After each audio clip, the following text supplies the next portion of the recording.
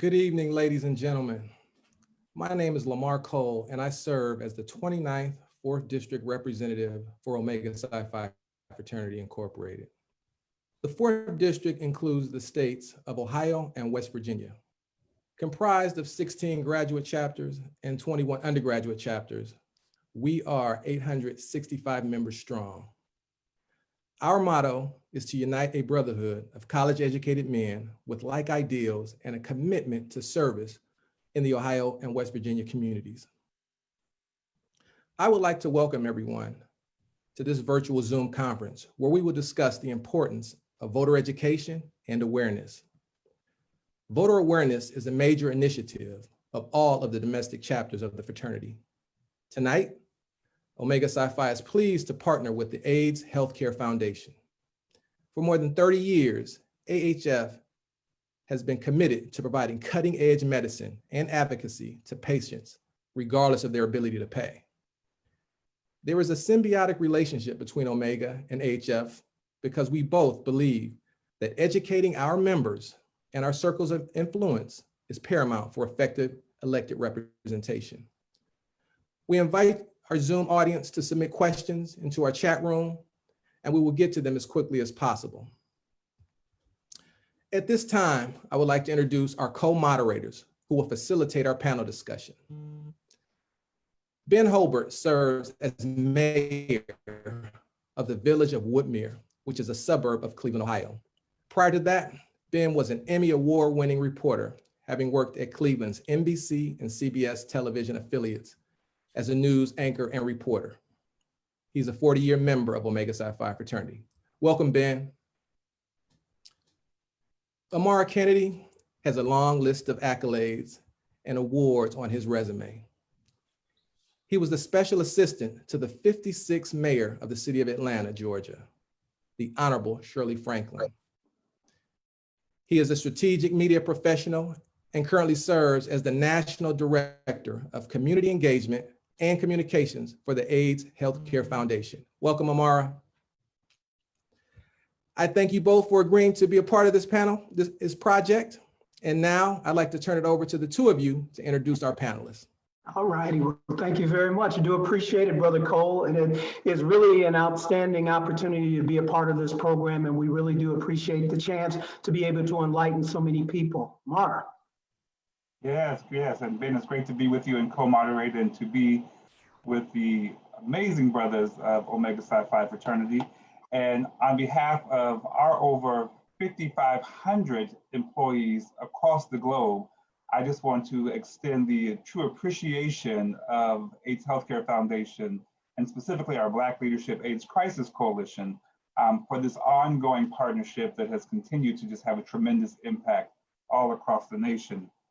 And I think, Ben, why don't we get right into introducing our panelists? All right, let's get this show on the road. This is going to be a lot of fun, ladies and gentlemen who are watching and at home. But I'd like to introduce our panelists. We have a tremendous panel on tap. These men that you're about to hear from are members of our organization, but they also have extensive background in the area that we're talking about today, and that's voter education and information. I would like to begin by introducing Cleveland Municipal Court Judge Ronald B. Adrian. He's retired from judicial service 3 years ago, but Judge Adrian served on the bench for 36 years. 5 times he ran unopposed. Before taking the bench, Judge Adrian chaired Operation Greater Cleveland Big Vote. That was a successful effort to register and mobilize African-American voters during the 1980 presidential election. And from 1990 through 1999, he chaired the Ohio Commission on Racial Fairness, a joint venture of the Ohio State Bar Association and the Ohio Supreme Court. Now, I could go on and on about Judge Adrian's background, but we really just want to say at this point, it is a pleasure to have you with us, Judge, an honor to have you on the panel. And Amara, I'd like to pass it over to you for the next introduction. So it is indeed my honor to introduce a distinguished gentleman who I also get to call my colleague and friend, and that is Brother Anthony Snipes. Anthony is a recently retired veteran of municipal administrator with over 2 decades of public service. He has a very extensive resume and a very extensive list of accolades during that 2-year service. Upon retiring from public service, we at AIDS Healthcare Foundation were pleased that he joined the global family of AHF in March of 2020. He joined the domestic leadership team of AHF, which is the world's largest nonprofit public health and advocacy organization, where there's details showing on your screen.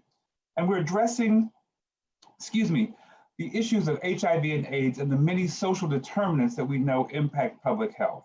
His role as AHF is regional director for the state of Texas. In that capacity, he oversees the operations and community partnerships for the entire state.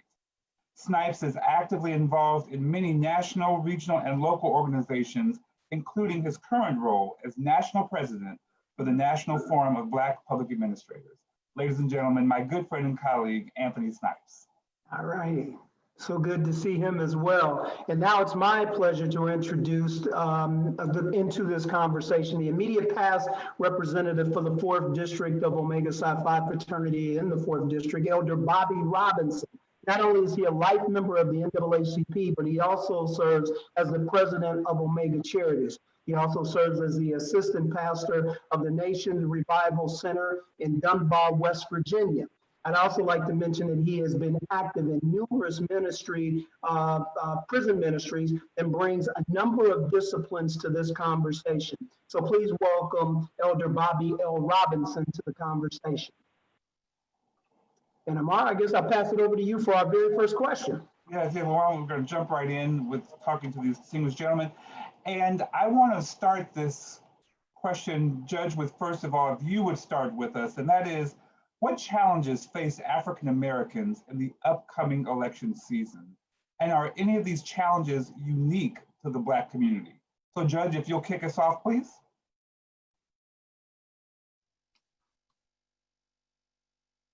Judge Adrian? Well, while we're having some technical difficulties with the judge, Bobby, why don't we go straight to you and then go from there? All right. Thank you, Amar, and thank you, Ben, and thank you for the DR, and all the panelists that I'm getting the privilege of being on here with. It's truly an honor. Dealing with the issues that we're facing as Black Americans or African Americans in this upcoming election, there are many. Obviously, we know that oftentimes we have a large disproportionate amount of incarcerated people that are African American. Actually, some of the latest statistics show that almost 1 out of every 3 adults from the ages of 18 to 39, of course, have been some form or another involved in the criminal justice system.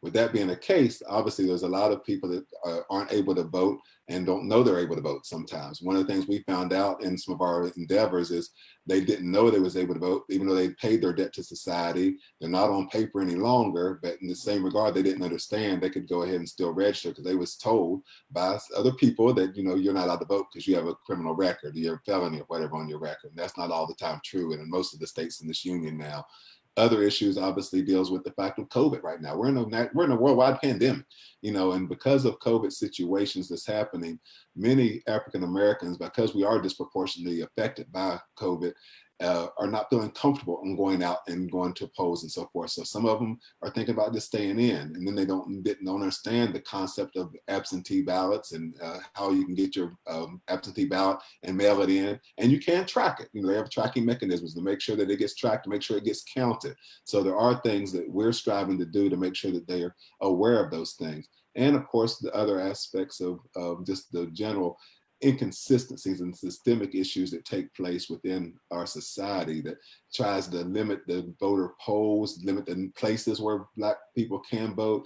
We saw what happened in Atlanta during the primaries where the lines were so long, and, you know, and the reality is it's going to be the same way again this year, you know, and it's going to be long lines and long waits. And again, people are worrying about living, because again, they know that being in large gatherings can also affect their actual health because of the pandemic and the virus that's going on. So there's a host of things that do have to bring specific challenges to the African American community, I believe, during this upcoming election. But again, I have good news. My good news is we're going to overcome them all. Amen. Anthony, I want to chime in. Are these issues unique to Black Americans? Well, I think when you talk about the disproportionality, I wouldn't say that it is unique, Amar, but I do believe that it impacts us in a big way. You know, although there are many federal, state, and local issues at stake, I think for African Americans, particularly and throughout our country, the two issues really come to mind that are worth noting. One is, as you know, we've talked about police accountability and social justice.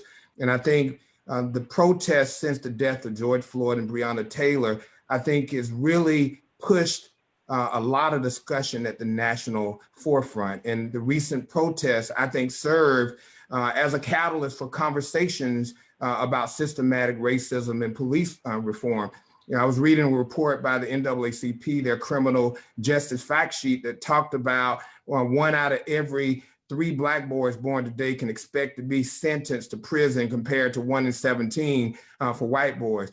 I think we as African Americans have an opportunity to hold our elected officials accountable, to demand plans. We always talk about it, but the old saying is, what are you going to do about it? You know, to demand plans on police accountability and to demand that these plans are enacted versus staying on the shelf. But one of the things to me that's very important is that when we've talked about police accountability and social justice, to not forget about inequality and access to resources. When you look at unemployment, we as African Americans are disproportionately impacted. You know, the second quarter of 2020, we're at 16.2% for African American men, while Anglos were at 10.9. So the disparity between white and Black men continues across all ages. And the question becomes, we need to hold folks accountable and make sure that they enact change versus not. So yes, it impacts us disproportionately, but we can make a difference at the polls. Wow. Great information. Thank you for the statistics and the facts and the figures on that. One thing I want to go back to Elder Bobby Robinson, he did make reference to making sure you track your vote. And for those people who are listening out there, there is an app that you can do that. It's called iwillvote.com. And it will tell you, no matter where you are in this country, if you are actually registered to vote in your state. So again, that is iwillvote.com.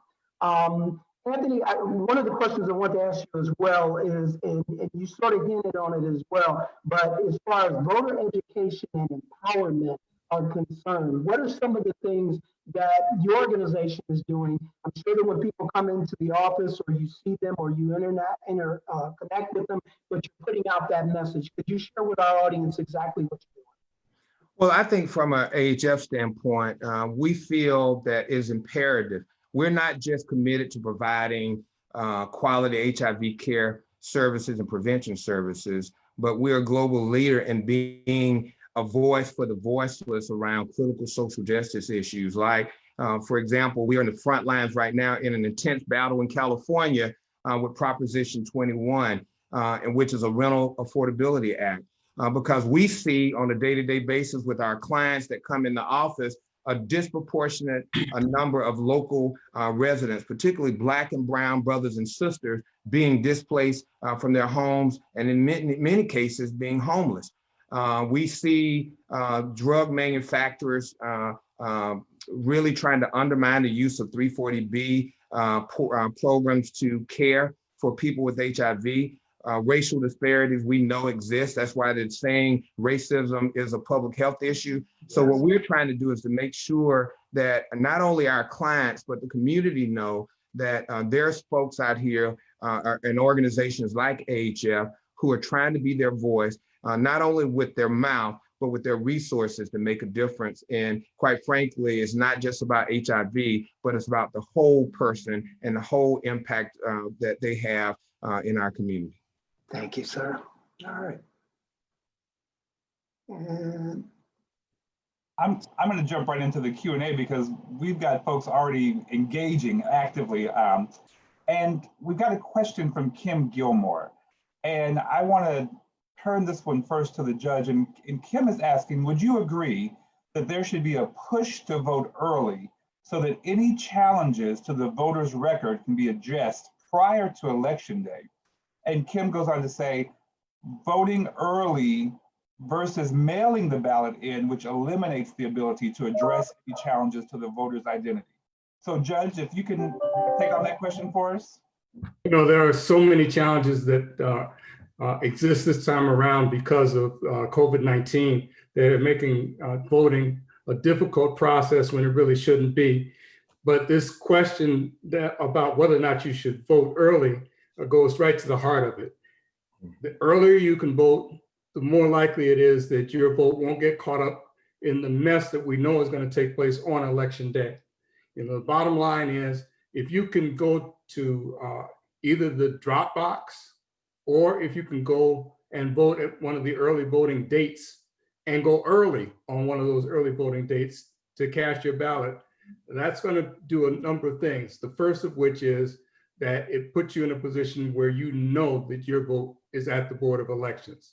The second thing is that it puts you in a situation where you won't encounter the kinds of crowds that you're going to encounter the closer we get to the election. So the earlier you can do it, the better. Voting will actually start on October the 6th and will continue until November the 3rd. Every weekday, you're going to be able to do early voting at your Board of Elections.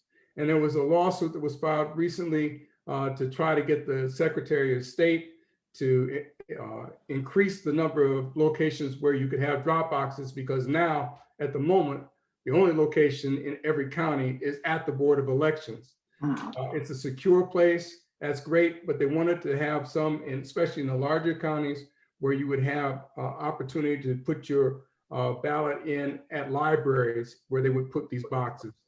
And so at this juncture, that's still up in the air. I don't know what the Secretary of State has decided to do, whether he's going to appeal, but obviously in a county like Cuyahoga, where you have, close to 1 million people who want to vote, having just one drop box is problematic. And it's not like if you're in Guernsey County.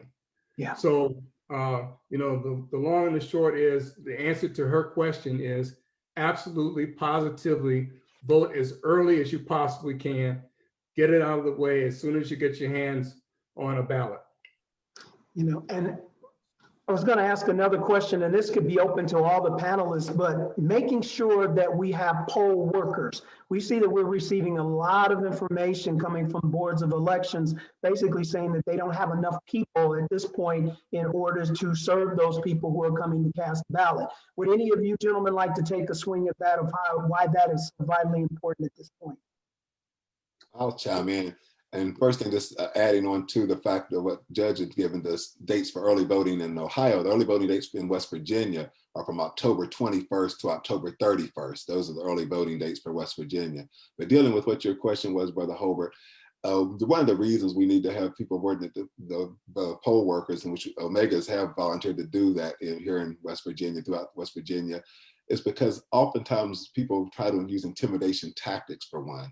Oftentimes people are still trying to do some of the same old things that was done years ago when they had the different poll taxes and have to prove who you are to try to verify your identity and this, that, and the other, when in actuality, the only thing you're supposed to be able to have to show is just your identification, and that should be enough to be able to get the vote. However, they're making people go through different hoops and channels. So by being poll workers, we can help make sure that people are not being disenfranchised, people are not being left out of the opportunity to get what's their given right to be able to have the opportunity to vote. So therefore, poll working is very needed, so you can hold people accountable. When they see you, they're present. They know they won't try as quickly to maybe try to do some kind of underhanded type of activities.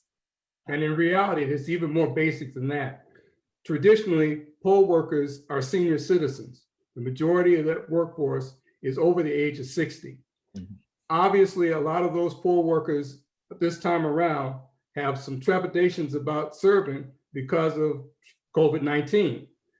It's absolutely necessary that we try to recruit younger people, particularly in African-American areas where there's going to be a large number of people who are not going to be able to work the polls, to make sure that those polls are both open and well-staffed, because if they're not well-staffed, then it means that there are going to be long lines and people are going to have have less of an opportunity to get their vote cast. And Ben, I was going to ask to Bobby's point, can you repeat that website that you mentioned earlier? I think that allows folks wherever they are from across the country to get the information that's relevant for their local community. Okay, and that that website was iwillvote.com, iwillvote.com, and it's throughout the United States. And it'll be able to pull up if you are registered to vote. And if you are not, you have sufficient time to get registered to vote. So that's the reason why we want to make sure that everybody knows what that email address is, that website address is. I think you also ought to say, Ben, that at least in Ohio, and Bobby, you can speak to West Virginia, the deadline for getting registered to vote is going to be the 5th of October. So if you're planning to vote, or if you know somebody who needs to get registered to vote, they need to get it done by that day, because after then, they won't get a chance to vote in this year's election. And I don't know when it is in West Virginia. Bobby, you can speak to that. It's October 13th. Our deadline is October 13th is the last day you can register to vote in West Virginia. And again, on that same website that Mayor Hobart mentioned, that'll have every single state that you can be talking. So I know we have people from all over the country are listening in right now. So when you go to that website, it'll tell you all the details. Whatever state you're in, it'll tell you the details of when you can have to be registered by. It'll tell you if you are registered. It'll tell you where your voting location is. You can find all those things out on that site. So it's a very good site to utilize. And Bobby, while we have you going, this has been probably one of the most unique and powerful years, I would say, for many of us, for most of our lifetime. The year of 2020. I mean, not only are we currently surviving through a global pandemic, but I would dare to say globally, we have also seen a true uprising and a level of reigniting of addressing racial injustices that are particularly happening in America at an all-time high. I mean, probably even to some degree, one might even say even more prominently than even the early days of the civil rights movement, that this is really, we've seen this, take a ripple effect globally. But specifically knowing that Omega Psi Phi, like many of the other fraternities across the country, is comprised of strong Black male leadership. And we know that both AHF and the fraternity are nonprofit organizations, and so we don't get into partisanship. But one of the things that we've been hearing continuously a lot about is this Black agenda. But I want to peel back the layers and say, when we look at a Black agenda on whoever is the president in 2021, what are some of the key elements when we talk about Black Lives Matter that you think need to be addressed, specifically impacting Black American men? Lamar, thank you for that question. And I think I'd be remiss if I didn't give a little bit of history first. And in so doing, if we think back on history, from 1865 to 1877 was the first Reconstruction this world saw, this nation saw. And that was when they ended the enslavement of Black people. Then we saw in 1954 to 1968, we saw where the actual more formal integration took place, and they ended a lot of the Jim Crow segregation laws on a larger scale. But this right now, we're going into what I consider the third Reconstruction, and this is the Black Lives Matter movement. Everyone that's allies to the Black Lives movement, as we have young people, we have the Gen Xers, we have the millennials, we have a whole host of people, Black and white alike. The whole world has risen up and is going into outright protest across this world because they've seen all the injustices that have taken place to men of color and women of color in this country, and they know it needs to end. There has to come a time where this country is willing to stand up and really live what the pledge says and be one nation under God, indivisible, with liberty and justice for all. And we need to be a part of that all. So with that being the case, this can happen if we do vote and do emphasize and force a Black agenda. How does the Black agenda get emphasized? It gets emphasized when we get people that we can elect into the offices that will be extensions of ourselves. We can't have people in office that are continually utilizing their strength of power to influence and be detrimental to the people that are more disenfranchised, the people that are marginalized. You know, again, I'm a minister too. That's one of my occupations. As a minister, we have to be people that are caring, we have to be people that are loving. You know, we can say all that we want to about the whole issues about pro-life, and that's one of the things that the evangelicals harp on so much. But I would challenge this fact to say a lot of those people that say they're pro-life, they're really not pro-life, they're pro-birth. They want to see the birth take place. They don't want to take care of the body or the soul after it's on this earth. So therefore, they have policies in place to continually hurt and harm and not give the proper health care, not give the proper educational systems, not give the opportunities for economic advancements, not give opportunities for the small business loans, not give opportunities for housing loans. All these kind of things is all systemically tied into this culture, and it's been tied into this culture for all these many years. We've made great strides since 1865 to now. But really and truly, if you think about it, from 1968 to now, that's only been 50 some years that we've really been completely integrated into society. And we're still not completely there yet, but we're getting there. And as we get there, that's how organizations like ourselves, like all the other Divine Nine organizations, can hold our elected officials accountable to do what they're supposed to do and what they're elected to do. And that is be an extension of ourselves. So in that being the case, it's really neat because I think about, I'm a kind of a music, I like a lot of music and so forth. And I think about the old song back in the 70s. You see, I was just a little baby then, but I heard it all time by Gil Scott-Heron. And, you know, and y'all know the song. He said that revolution will not be televised. But see, I got different news from right now.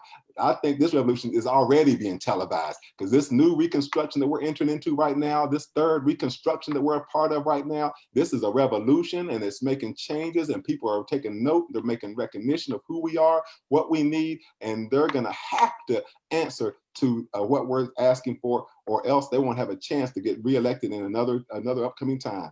And one more thing, I got quit. I'll stop. You got you wound up now. Look, even though we're on Zoom, Preach, Ram, preach. I can see Anthony is bending over. If he bend over anymore, he gonna come through the. Preach, Ram. So go ahead, Anthony. Go ahead. I know you burning. So, No, I'm gonna leave. You know, sometimes you have to drop it right there, Omari. I think we hit it. I'd like to this one over to you though, because this is what, and I think this is the fundamental thing. And Rhonda Buford, thank you for this question. Yes. All of this is wonderful and great. But what is the strategy?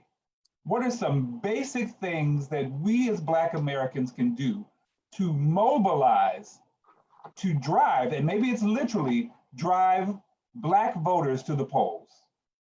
It's a problem this year. Yeah. I mean, it really is a problem this year because of the fact in the past, we had events that would take place either on or near the election date, where churches would gather people up, put them on a bus, take them from church directly down to the polling location for them to go ahead and vote. This year, a lot of churches are not even meeting. They're doing virtual too because of the fact that, you know, they have the same issues with COVID that everybody else has. And even if they wanted to, they wouldn't put people on a bus for fear that they might infect them. Right. So we have to come up with some other strategies. So for instance, here in Cleveland, one of the things that we've come up with for the entire Divine Nine is something that we call Roll to the Polls. And I know that in West Virginia, they've been doing something similar to this when you didn't have COVID responsibilities, but now they're gonna have to modify that. In the Roll to the Polls, basically, we're gonna have people in their individual cars show up at a designated area at a designated time and have them go in flights over to the Board of Elections in order to cast their ballots. It does a number of things. First of all, it highlights the fact that you're doing early voting. It highlights the fact that people have an opportunity to actually do something with their vote that does not require them to go into the polling location. You know, these are considerations that some people have, and some people haven't even been educated about what their options are. That's one of the biggest problems that we have. This is about educating people as to what their options are and giving them opportunities through a number of organizations, because I can think of off the top of my head, maybe about 5 or 6 organizations in Cleveland that are coming up with different venues and vehicles to get people to the polls. So that's, partial answer. But the more noise we make, the more opportunities we have to give people, what they need in order to understand what their opportunities are, the more likely it is that we'll get the bodies to the polls. Amari, let me, if I can, real quick. I just, I think it's so very important. We need to look at multiple ways to make sure that we stay engaged. I tell all my friends and colleagues, this election is one of the most important ones of our lifetime. In 2016, Black folks did not feel engaged, and the Black turnout declined from 66.6% to 59, compared to 59% in 2012. We cannot let that happen in 2020. We're going to have to show up. We have to find creative ways, whether that's picking up folks, telling folks to vote early. Whatever we need to do is imperative that we don't use the excuse that we used in 2016 and say we don't have enough to talk about to be engaged in the issues that impact us directly as individuals of color. And gentlemen, you know what's so important too now? We have 46 days before Election Day, but we also have the benefit of social media. We have the benefit of being able to connect with different groups and let them know why this is important. And then also, as you all both mentioned, or you all mentioned, how they can have an impact. So do you want to talk a little bit about if there may be creative ways that you have heard of that organizations, Judge, you started it off a little bit, but there might be some creative ways that the individuals who are listening here tonight can make a difference in this process? My biggest concern is that I think that we're putting too much emphasis on social media. I mean, it's fine, and I think that it's out there, and certainly you can get to a lot of people doing that. But in our community, we have a lot of people who are not online. We've got a lot of people who are not connected to the internet, and therefore are not getting this kind of information. As dangerous as it may be, some of us are actually going to have to go door to door. We're actually going to have to be in the street, because if we're not there, we're going to leave a whole lot of votes just laying on the ground.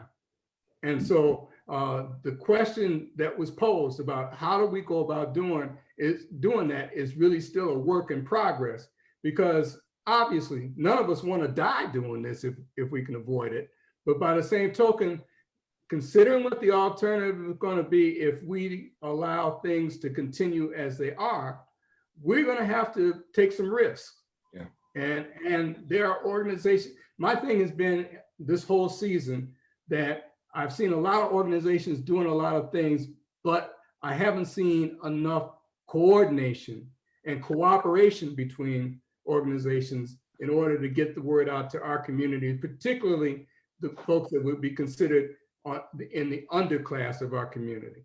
Yeah, Ben, I think one of the key things for us to really do is a lot of times we're in silos, and I think organizations feel that they have to do it solo versus looking at together and what are some of the best practices that we can put together and utilize that throughout our communities. Interesting, I was going for a walk the other day and I received a text from the NAACP saying, send it to 20 other folks and tell them to come make sure they're registered to vote and to get out and vote. But one of the things, interestingly, that I thought about is, a lot of folks use their iPhones to communicate with each other, with their friends. And I think sometimes you have to start small. Why not creating a group text to say, have you voted? In your circle, just like Facebook brings folks together. We know who our folks are. I'm more prone to answer my text from a friend than someone that I don't know. So I think we need to think outside the box on ways that we can engage each other, challenge each other to get to the polls. On that vein, if we can, brothers, we got to call a spade a spade. Our sisters are mobilizing and organizing and showing up. I mean, we have seen time after time after time where Black women are not only registered to vote, but then they go vote, and they will take about 5, 6, 10, 20, whoever can fit in the van, the truck or whatever they have, they're gonna get them to the polls. And so I want to pose a question from a dear sister and colleague in Cleveland, Ohio, Tracy Jones. But first, I want to respond to a question so that there's clarity about that. Rico Thompson has heard that the NBA arenas will be open to collecting votes. I personally want to take this one because I do have to say that we are very proud here in Atlanta, Georgia, that the State Farm Arena, home of the Atlanta Hawks, started the ripple effect. Oh, boy, I tell you, boy. He's gonna get in one way or the other, man. We're gonna speak truth to power tonight, brothers. So because of the launching of what the State Farm Arena did and the Atlanta Hawks, what happened was the NBA arenas across the country took on the challenge and have opened up for early voting. So let's be clear about that. They are open during the early voting season, not for election day.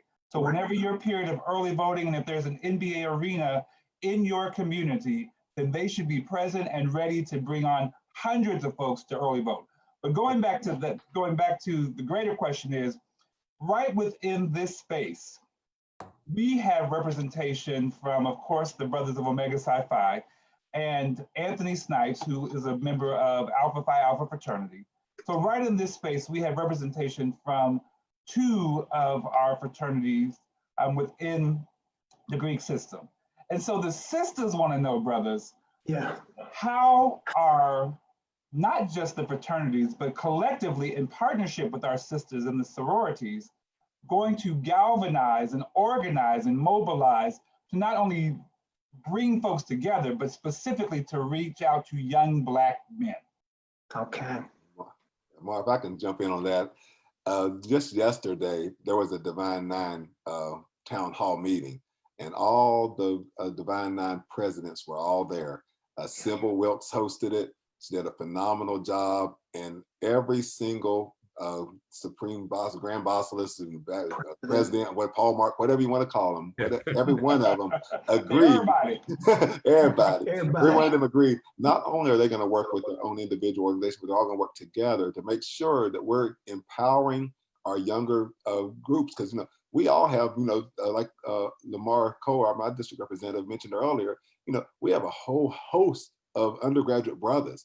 They can reach another younger man a lot easier than we can. This is keep it 100. I can try to explain to them the reasons why they should vote, but when you have an 18 or 19 or 20-year-old young man trying to tell them why they should be voting, that makes it a lot more important.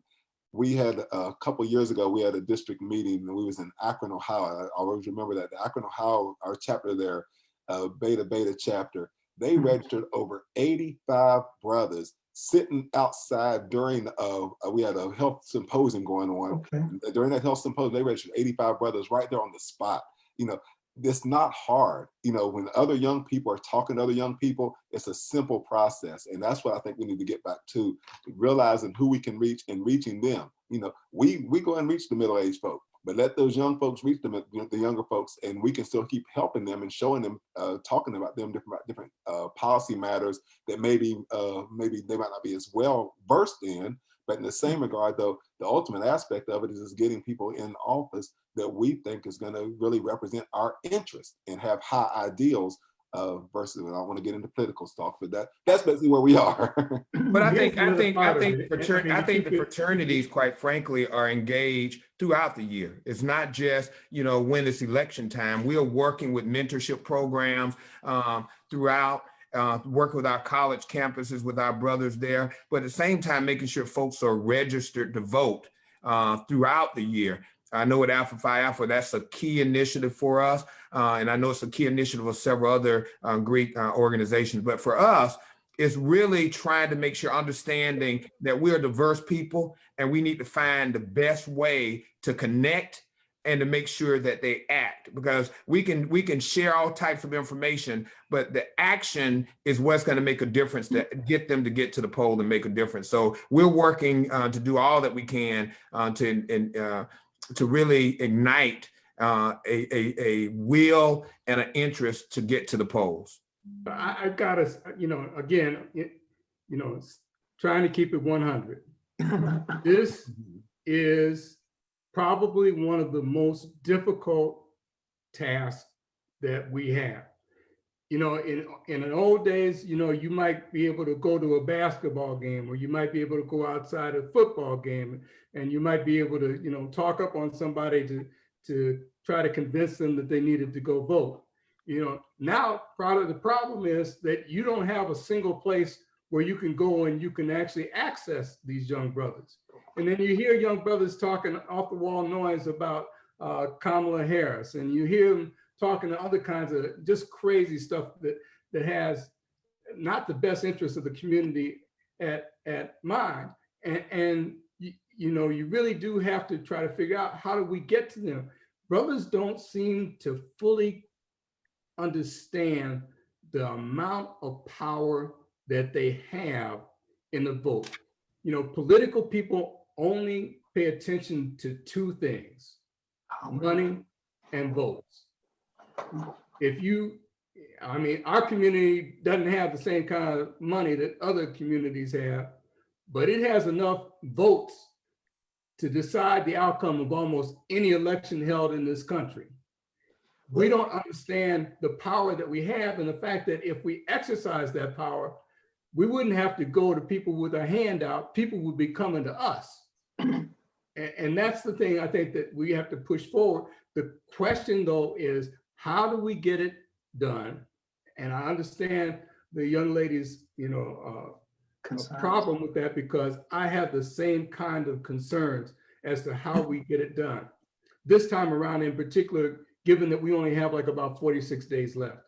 All right, gentlemen, let me throw out this question as well. I was doing some research with the Brookings Institute, and they say that one of the things when it comes to the African-American community and Black men in particular is that they sometimes feel if their vote does not matter, the best way to get attention is to hit the streets and protest. So now what would you like to share or say to somebody who feels like it's more important to march as opposed to marching to the ballot? I would say that marching gets somebody's eyes open, but voting gets their attention. Okay. Got it. Got it. And when you were talking about as well about the different places where we used to be able to go to, we used to be able to go to the barber shop and sit down and have 5 and 10 guys lined up, and you have a very good aggressive conversation about politics. We can't do that now because there's one person that's able to go and sit in a chair at a time, and the only person you can converse with is your barber. Fine, thank goodness. I got a good barber. We have some good conversations, and we don't have that group conversation like we used to have.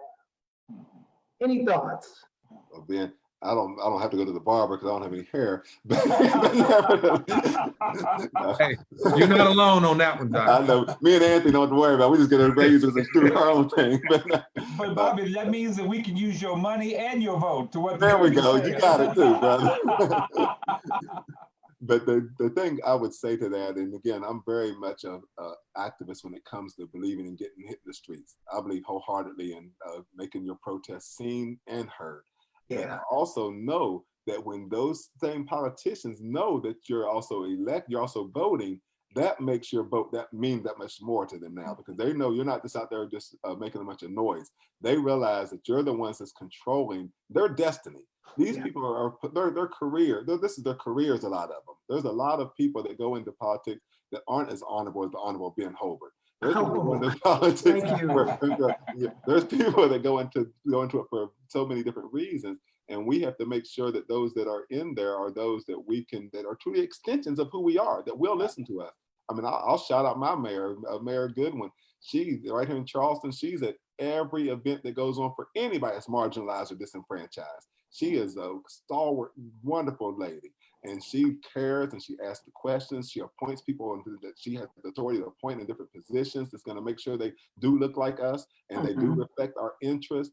And these are the kind of things that we have to keep on working to make sure that we get people like that. It doesn't happen when you just holler loud. It happens when you register to vote, you get out to vote, and you let the world know that we are voting blocks.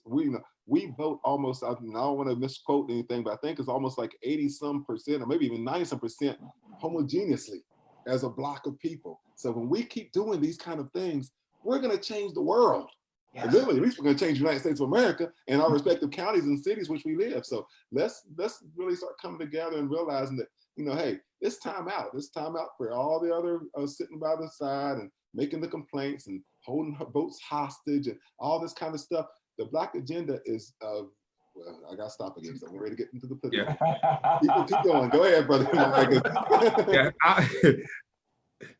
I was just going to, if I can, I'm just going to real quick say, our civil rights mentor of mine once said, sometimes you need agitators and hell raisers at the same time, folks that, have the sense to be able to legislate and make the difference. When you think about the Montgomery bus boycott, you had folks that on the street, but they knew what they were doing would impact economics. And sometimes at the end of the day, eventually the legislation had to be changed because folks were getting broke. So I think when you look at all these things in a collective way, whether you're a hellraiser, whether you're an agitator, whether you're a legislator, it doesn't matter. All those things are important for the cause that we're trying to put forth, which is to get out and vote to make a difference for change.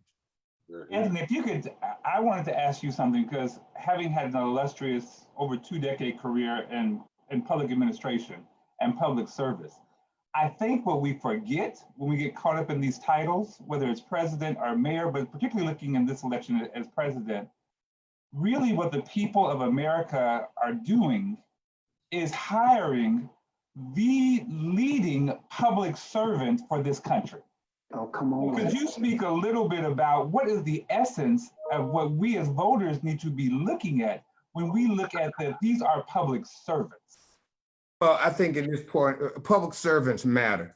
And I think at the end of the day, I always say our responsibility is to bring forth the best professional recommendation that impact the lives of the people that we serve on a day-to-day basis. So we have to do our homework. We have to understand the makeup of the person who ultimately is going to be making decisions that impact you not only today, but for tomorrow as well. And a lot of times when in my profession, sometimes when I come in the room, I'm the only one that looks like me. So it's imperative that I speak about my existence, why, it's so important that they understand my journey. But when it comes to the legislation, the policies that are there, it is important that you have the right person in the seat, because it will impact not only you, your family, your community, and it's so very important that you do your due diligence and homework and make sure the person that's in that seat is the right person.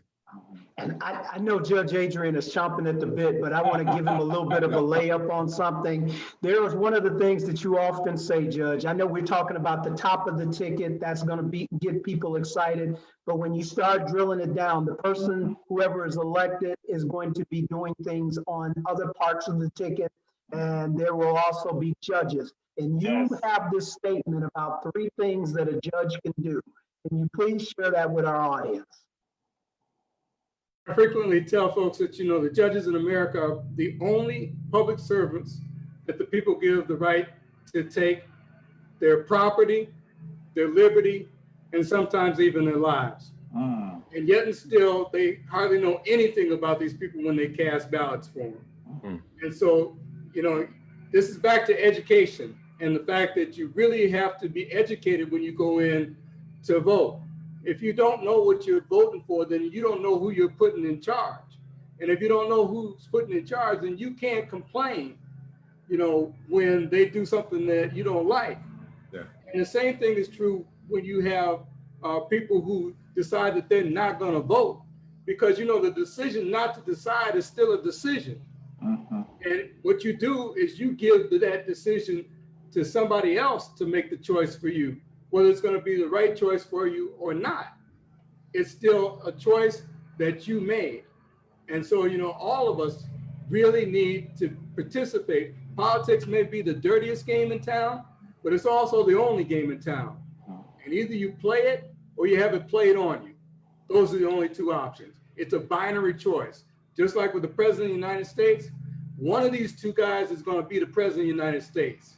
If you don't like one of them, or you like one of them less than you like the other one, you still need to vote, because one of the 2 of them is going to be the president of the United States. Exactly. And you need to do damage control. That's right. It reminds me, Judge, in a previous election, one of our top sisters, I like to call her, Oprah Winfrey, was being interviewed and she was going on and on about people saying, you know, I don't like him, I don't like him, or I don't like her. You know, you're not inviting them over for dinner. You know, so you ain't got to like them. You know, but do you like this country? Do you want to see this country advance? And that's what we need to be looking at. And we get caught up in the like.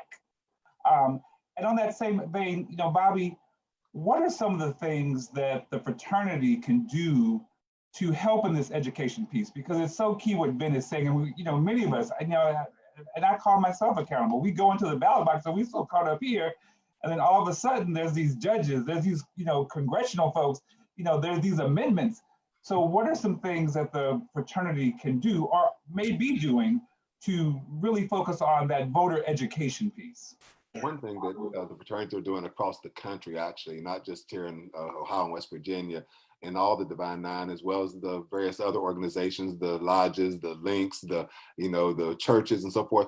We have a lot of get-togethers through town halls. This is what we're doing now. This is a thing that we do locally as well. And when we're doing these things, we invite the local candidates to come. We do something here in Charleston, and we do a thing called Stroll to the Polls. Like Judge mentioned earlier, they're doing a roll to the poll in Ohio. All the chapters are going to participate and have rolls to the poll. Even during our Stroll to the Polls, we always do it during early voting. And we have candidates that will come out and want to speak to us during that time because they didn't realize we're a powerful, we're really voting. We're not just making noise, we're really going to vote. So therefore they want to be a part of the ticket and be a part of, you know, what we've got going on. But we strive to do these things all throughout the year, but especially during these kind of times. And we invite them, you know, let them come and put forth your platform. Matter of fact, there's one with this one on today that I couldn't get on because I had this to do, you know, right here in my area, you know, but, you know, and I'll get the intel a little bit later. But the point is that we strive to do these kind of things on a regular basis. And that's one of the things that, you know, but being leaders in our respective communities, it's always important and imperative that we strive to make sure that everybody else gets the opportunities to at least hear and know what people are standing for and what they're going to do. One thing that I have to say, and I don't want to leave out, you know, we just mentioned Oprah, was somebody that's just done an amazing job in her personal life as well as the lives of so many other people. But it's been often given to us, they'll allow us to have one go up, allow us to have two go up, allow us to have individuals go up, but never collectively do we get to go up as a community. And again, I don't want to get back into a lot of the history, but historically, that was part of the plan and part of the issues that we're always going to be fighting with until we get people in offices that genuinely are desiring to help the marginalized and the disenfranchised and bring them up. You know, again, I have to quote scriptures because scriptures to teach us that we're to love our neighbor as ourselves. So if we really say we love our neighbor as ourselves, we're going to be trying to help our neighbor get to the next level. And that's what I think that in the organizations in which we're a part of, as well as the communities in which we're a part of, and we all strive to make sure we electing people that are truly trying to show they really do love us, just like they love their own self. They take care of their own self. They getting crazy amounts of opportunities and things every day, but yet so they're not giving us those same opportunities. So therefore, they'll let one of us make it. You know, they'll let Anthony make it. You know, they'll let Ben make it. They'll let Judge make it. You know, they'll let Lamar make it. They ain't gonna let Bobby make it. You know, it's too many now. You know, and that's kind of the way we have to realize we all got to go up. We're all going up together. Right. And I think that, you know, I think it was Barack Obama just a couple of days ago made a statement. He said, you know, whatever it is that you're doing right now, you know, as it relates to this election, you're not doing enough. And, you know, I'm taking that to heart every single day that God brings and that he gives me breath. Between now and November the 3rd, I'm going to do something to try to impact this election. I'm going to talk to somebody. I'm going to publish something. I'm going to try to make an event happen. Everybody can do something. And everybody has to do something if we're going to see the kind of result that we're looking at. It's about be the change that you want to be, you know, that you want to see. That's what we got to do. Wow. You know, one of the things that we has to happen is we have to come to a close. So unfortunately, we're going to have to do that in about 5 minutes. But what I'd like to do, you know, I'm not sure, Mari, you have a question ready to go. But gentlemen, I'd like you to get prepared to give your closing argument, if you will. You know, we have a number of people who are listening all across the country. to this webcast, this Zoom conference right now, and you have an opportunity and a platform to reach them to make sure that they know just how vitally important this is.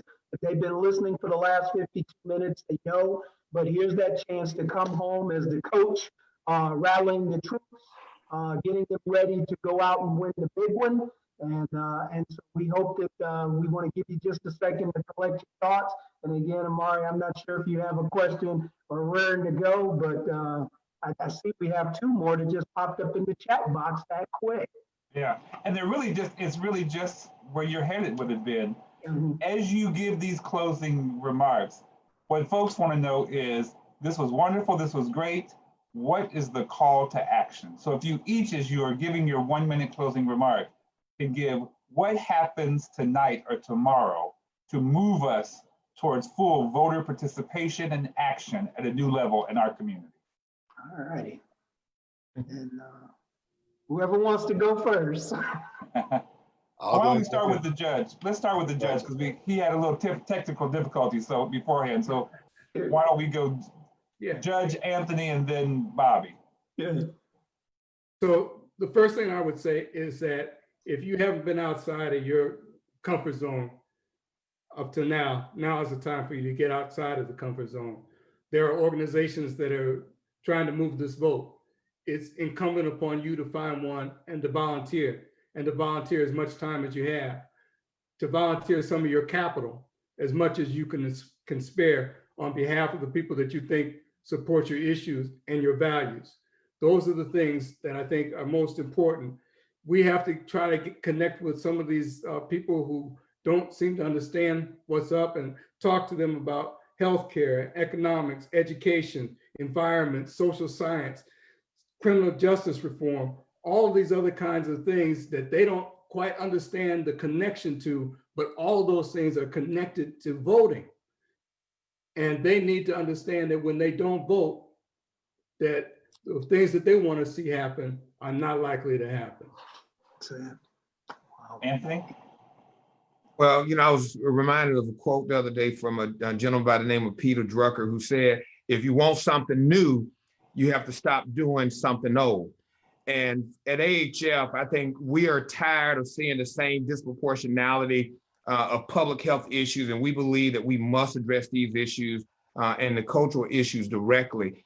We see how COVID has illuminated racial health disparities, and it's constant, whether it's high blood pressure, HIV disproportionate with African Americans, and so many other things. But what I would say is, we cannot be like we were in 2016, because we will continue to be disproportionately impacted. There are so many social welfare issues at stake for this election, and we cannot sit idly by and not show up.